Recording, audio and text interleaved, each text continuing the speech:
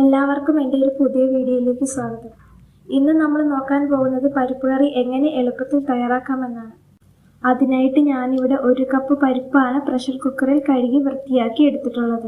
ഇനി ഇതിലേക്ക് ഒരു മീഡിയം സൈസ് സവോള സ്ലൈസ് ചെയ്തത് നമുക്ക് ചേർത്ത് കൊടുക്കാം.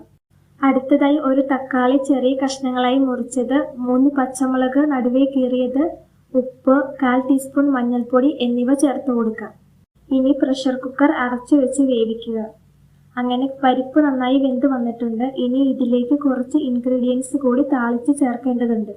അതിനായി ഒരു പാൻ ചൂടാക്കി അതിലേക്ക് എണ്ണ 3 ടേബിൾ സ്പൂൺ ഒഴിച്ചു കൊടുക്കുക. എണ്ണ ചൂടായി കഴിയുമ്പോൾ ഇതിലേക്ക് 1/2 ടേബിൾ സ്പൂൺ കടുക് ചേർത്ത് കൊടുക്കുക.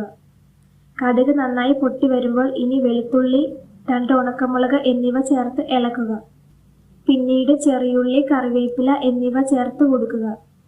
ഇനി തുടർച്ചയായി ഇളക്കി കൊടുക്കുക. ഇനി ഇത് വേവിച്ച് വെച്ചിരിക്കുന്ന പരിപ്പിലേക്ക് ചേർക്കുക. ഇനി എല്ലാം കൂടി ഒന്ന് മിക്സ് ചെയ്യുക. അങ്ങനെ എളുപ്പത്തിൽ തയ്യാറാക്കാൻ പറ്റുന്ന പരിപ്പ് കറി ഇവിടെ റെഡി ആയിട്ടുണ്ട്. അപ്പോൾ ഇത്രയേ ഉള്ളൂ ഇന്നത്തെ വീഡിയോ. നിങ്ങൾക്കിത് വീഡിയോ ഇഷ്ടപ്പെട്ടാൽ ചാനൽ മറക്കാതെ ലൈക്ക് ചെയ്ത് സബ്സ്ക്രൈബ് ചെയ്ത് സപ്പോർട്ട് ചെയ്യുക.